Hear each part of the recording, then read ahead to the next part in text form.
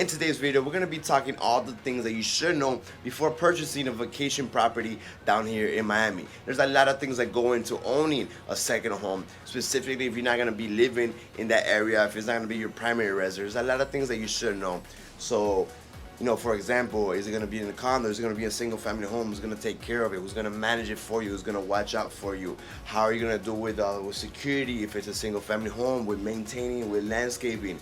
If it's a condo, you have all the maintenance fees, right? The condo can have an assessment, can have all these. There's so much factors to owning a vacation property, a second home down here in Miami. So there's a lot of things that you need to know and you need to understand before you go ahead and purchase one. So in today's video, we're gonna be talking all about that. So make sure you stay till the end so you can better understand all the things that you should know and see if buying a second home or vacation property down here in Miami is gonna be the right thing for you to do or not.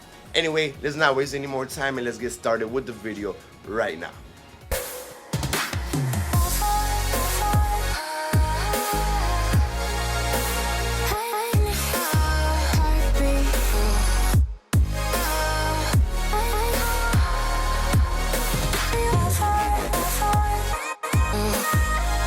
Welcome everyone to me and my channel. For those of you that don't know me, my name is Waisfeld, local real estate agent down here in Miami. And in this channel, I have over 100 different videos talking about Miami, relocating to Miami, and about the Miami real estate market. So if you do like this video, you like this type of content, please consider subscribing to the channel and make sure you click the little bell so you get notified every time we come out with a new video every single week.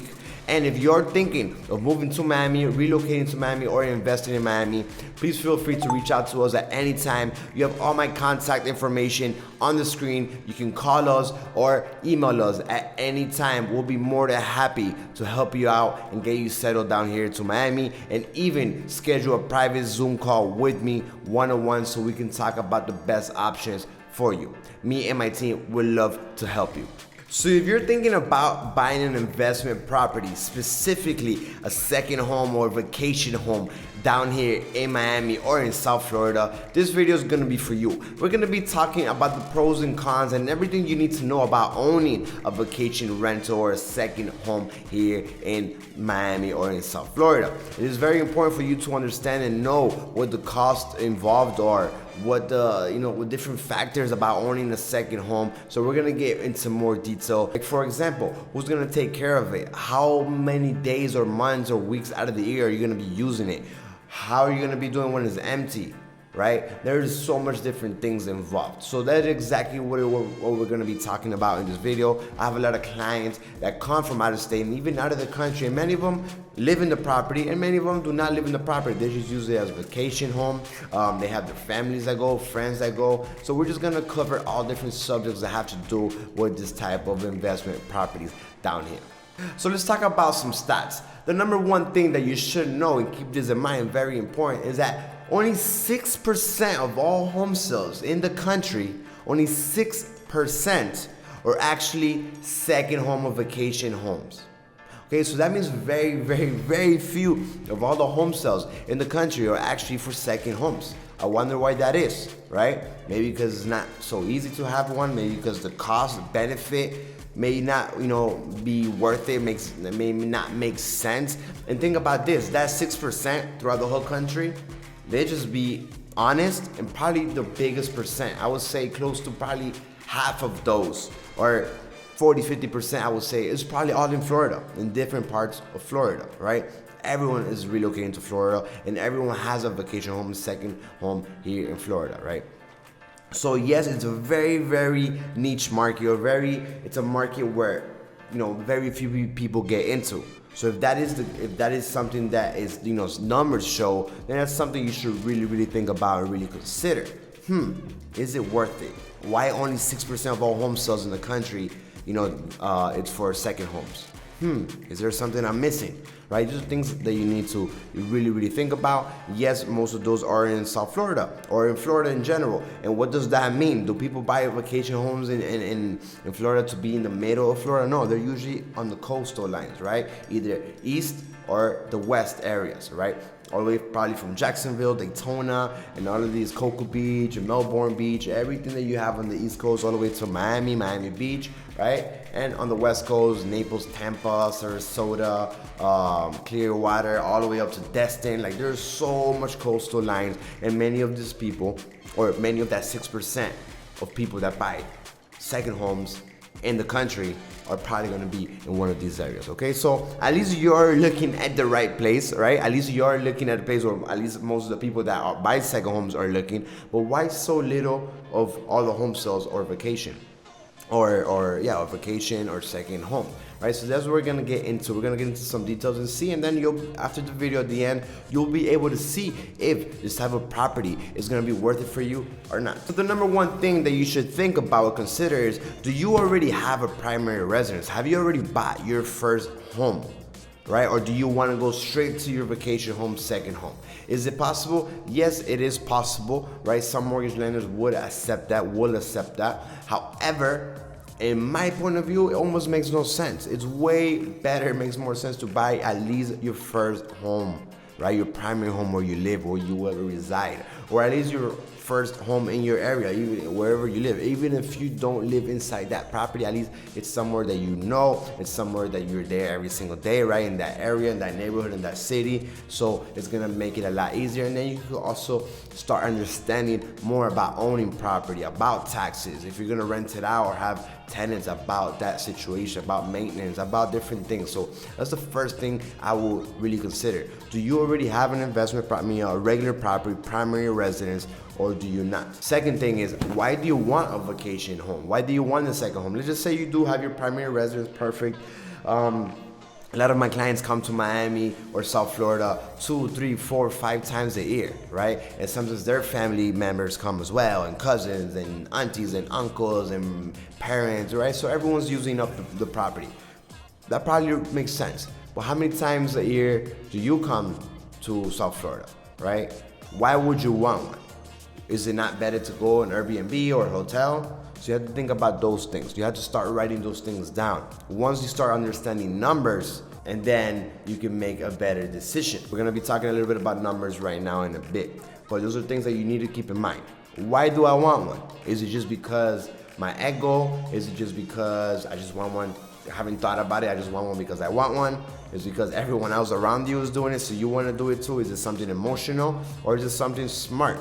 Is it something wise? Does it make sense financially? Would it make sense for your future?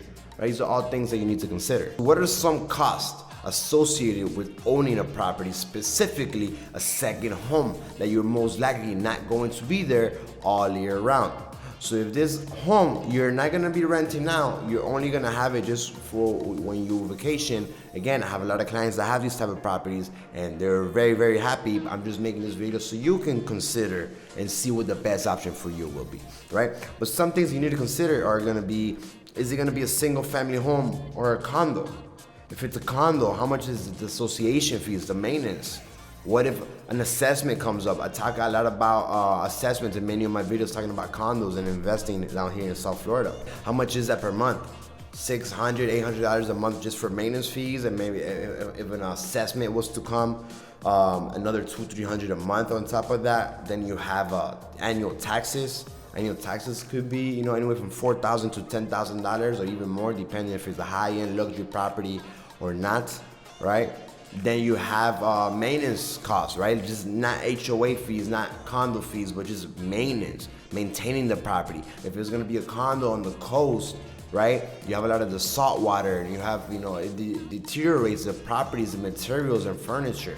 So you need to think about those things associated with owning this type of property, right? When you're not there, you're gonna pay someone to take care of it, or you're gonna pay someone to keep an eye out for it. You're gonna have a handyman there at all times whenever you need someone. Let's say something happens and you're not there. Who do you have, right? Who do you have that will help you with those things? I help a lot of my clients when they need things. I don't manage properties myself, but I'm always here to help. Me and my team are always here to help. Anything that happens, we have all kinds of contacts. I grew up here in Miami. I've been here since a kid, so I have tons of contacts, and I'll be happy to share them with you, right? But where are you gonna buy? Do you have these type of contacts? If something was to happen, right? These are things that you gotta keep in mind. then how much are you gonna pay them, right? How much is that gonna cost extra? Then you have insurance, right? If you're paying cash, insurance is not required. It's not required, right? You don't, if you're buying cash, you could have insurance or you could not have insurance. I definitely suggest you have some type of insurance on the property, right? Especially if it's a condo. You should always try to, get the best quotes and see how much it will cost you. But you also have that insurance cost. Now, if you're gonna be financing, you 100% need, it's required to have an insurance, right? So that's another additional cost. So these are things that you need to keep in mind. If it's a single family home, how about the maintenance, lawn care, trees, taking care of all that, right? Things deteriorate even more. They have, a home has, there's more land, there's more things to take care of, right? Electrical systems, plumbing systems, then you have the roofs, windows, this and that. There's so much things to take care of, right? Not saying it's a bad idea. I'm just giving you all the different scenarios and things that you need to keep in mind. You need to write down piece of paper with a pen, start writing the pros and cons of each and see what's better for you, right? If you have the money and you want to do it, then absolutely, by all means. These are all I'm just talking about the things that you need to kind of worry about. I'm also going to talk about the pros, right? Not that these are cons, but these are just things that are going to cost you. They're going to cost you to maintain this type of property. If it's a single family house, how about security? Right? If it's in a gated community, great, but that means that you also has HOA fees. If it's not in a gated community, if it's a regular single family home, then you'll probably want to have cameras, security systems. I mean, you don't live there, why not have it, right? That's also going to cost some money, right? So there's a lot of cost involved and associated with owning a second home. So you just got to think about those numbers. If it's in a condo, then great, right? You have less things to worry about, but you still have those extra HOA fees and those expenses that you need to cover monthly. Now, next things. If you're gonna be looking into buying a second home or vacation property, you need to speak to your accountant, to your CPA. There could be tax benefits depending if you used it as an investment property, you make money from it or not. I'm not an accountant at all, but I really highly suggest if you do get into this type of investment, you speak to your CPA, let them know you want to buy and what are the pros or the cons, what benefits it could give you as with tax purposes. Would it hurt you or would it help you buying this property, right? Maybe you can have more tax deductions. Again, I'm not a CPA, but this is something very important. You need to understand this, you need to speak to your CPA.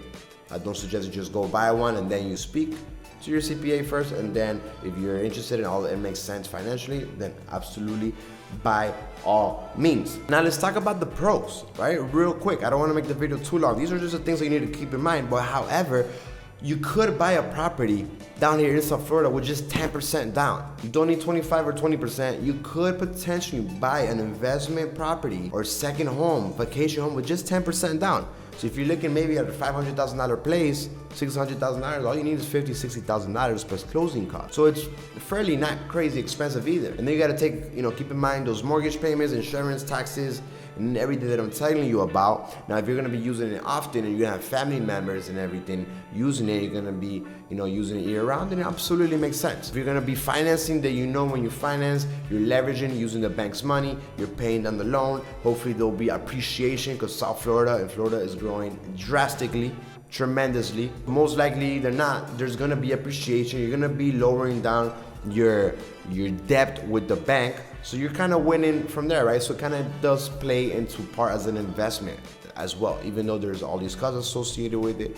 But you're kind of almost like a piggy bank, right? Every month you're paying towards it, lowering those that debt, right? That mortgage. Hopefully there's appreciation, so you kind of win there, and then you have a property with maybe 50, 60 grand. You have a property that you use, and then maybe it's worth a lot more in a few years, right? So those are some things to keep in mind. Those are some pros, and just going down with 10% is amazing, right? Just make sure that I'm talking about single family homes. Condos, same thing. I have a lot of videos talking about condos. If the condos don't meet the requirements, then it's going to be impossible to go in with the 10%. They're most likely than not, they're going to ask 25%. So make sure you know those numbers. Again, I'll be happy to help you out in more detail. Also, I haven't spoken about it, but are you going to use this property as a vacation rental, Airbnb, and different short-term platforms? Now, if you're gonna do that, then that could probably be an amazing investment, right? Because you're using it whenever you want. You have family members going and using it as well. You're paying down the debt, appreciation, and you're also renting it out. So it's actually probably paying for its own. You're probably making money. So it could also be a great type of investment opportunity with just a 10% down in some cases, right? So again, these are all things you need to consider.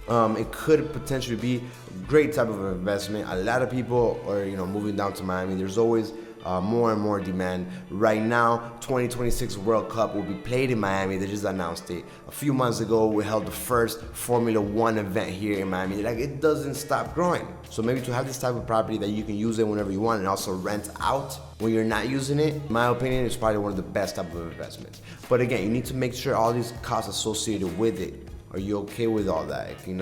There's a lot of things that you need to keep in mind. Write it down, pros and cons. Again, if you wanted to speak to me more about it, I'll be more than happy to do a Zoom call with you and talk a little bit more in detail and look at numbers and see if it's worth it or not. Thank you so much for watching, guys. I really hope this video was informative. I really hope it helped you understand a little bit more. If you should buy an investment property or second home, vacation home down here in South Florida. Now, if you're looking to purchase a property or speak to me, anything that we can do, me and my team would love to help you. Have all our contact information down below and on the screen. Please feel free to reach out to us at any time. Thank you so much for watching, and I see you guys in the next video.